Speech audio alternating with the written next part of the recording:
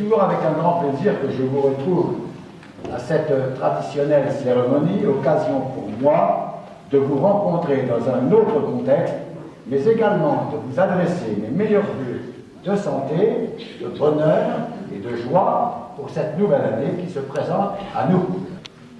En me présentant devant vous, je souhaite non seulement vous dire toute l'importance que je porte au travail de chacun d'entre vous.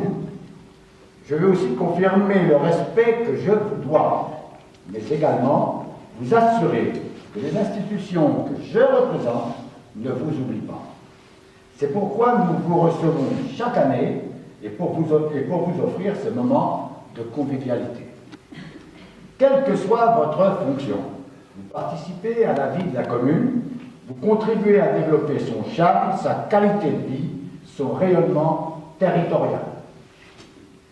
Vous contribuez également à laisser une empreinte indélébile dans le paysage argentanais. Et j'espère que ce sentiment est partagé par vous toutes et tous.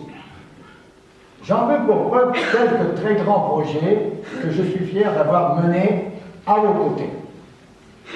Ma fierté va d'abord depuis 2001, nous avons complètement réaménagé l'espace du Paty occupé antérieurement par l'ex-CET. Je vous dis que c'était le lieu où je travaillais d'ailleurs. Nous y avons construit le centre technique municipal, le complexe André Gidoire avec une salle de gymnastique et un ministère. La réfection de la rue du Paty, conjointement réalisée avec le département et Argentin-Carcom, ont embelli ce territoire, ce nouvel espace urbain. On m'en parle beaucoup. Deuxième projet, peut-être le plus fier, est un bijou de verdure en cœur de ville, auquel il nous faudra relayer tous les beaux projets à venir, afin de sublimer les merveilleuses qualités dont regorge cet espace situé le long du fleuve Orne.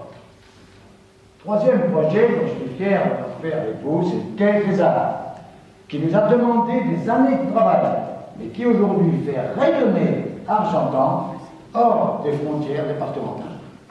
Le public répond présent et en nombre. J'en veux pour preuve d'ailleurs, le jour c'était plein, c'était même complet. Je ne peux que m'en réjouir, m'en féliciter et vous féliciter. Laissons, parce que je vois toutes des critiques, laissons de côté les esprits chagrins qui manquent d'ambition pour notre ville.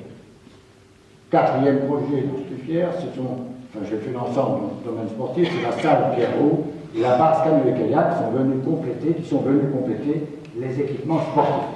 Particulièrement nombreux, je vous l'accorde, mais de tous de belles factures et utilisés tous les jours et tous les week-ends. Nous sommes chaque semaine sollicités par des organisations sportives diverses et variées, n'est-ce pas, Philippe, car Argentan sait organiser, mais également parce qu'Argentan est situé au centre du département et que nous avons un tissu sportif et associatif de grande qualité. Aujourd'hui, les Argentanais ont à leur disposition des équipements tels que le hall du champ de foire ou encore un pôle danse. Tous ces équipements que beaucoup, je vous l'assure, que beaucoup nous envient. Je suis également heureux de ce qui se réalise sous nos yeux, à savoir une mini-zone tertiaire en remplacement de l'ancienne gendarmerie. Vous avez vu comme moi, Corne Habitat et le troisième, on va participer dessus, puisqu'on a eu le crématorium, on a eu Pitéco, et maintenant c'est en habitat.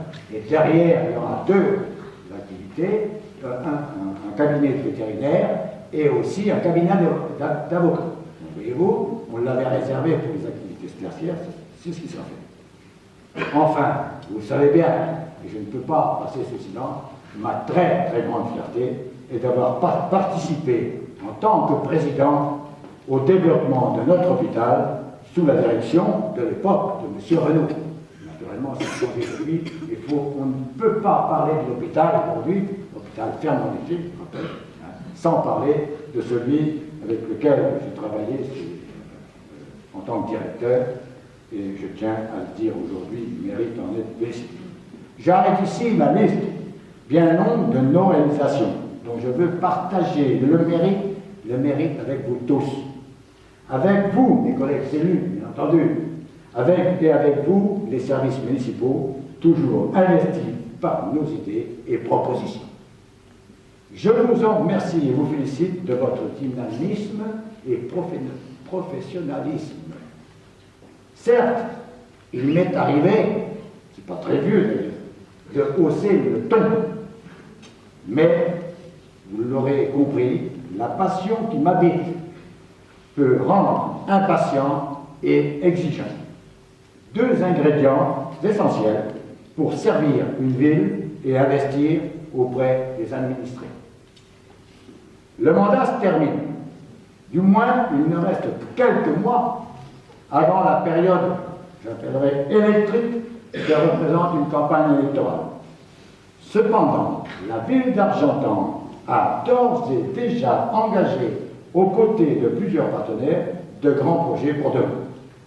Je ne laisserai pas une coquille vide à mon départ, puisque c'est un secret pour personne. Je ne renouvellerai pas une demande de confiance auprès des Argentinais, car je vais prendre une retraite que j'estime bien méritée. Peut-être pas tout le monde. Je l'ai souvent rappelé, il nous faut des projets sous le coude afin de saisir les occasions qui se présentent à nous. Être prêt à. Le temps passe très vite, le temps passe trop vite. J'aurais souhaité réaliser beaucoup plus de choses pour l'argent. Mais il faut savoir rester humble et regarder ce qui a été fait et surtout ce qui est engagé pour l'avenir. Les dernières actualités le montrent. Nous préparons Argentan pour les 10 années à venir. J'en veux pour preuve la signature de conventions avec l'État, avec la CDC, avec le PFL. Je n'y reviens pas. Madame Chancerelle l'a rappelé tout à l'heure. Ces conventions-là, qui sont signées pour 3 ans, mais honnêtement, ça engage l'avenir pour beaucoup plus longtemps que ça. Être reconnu par la région, c'est important, être reconnu aussi par l'État, puisque nous avons été dans l'opération Action Cœur de l'Eau.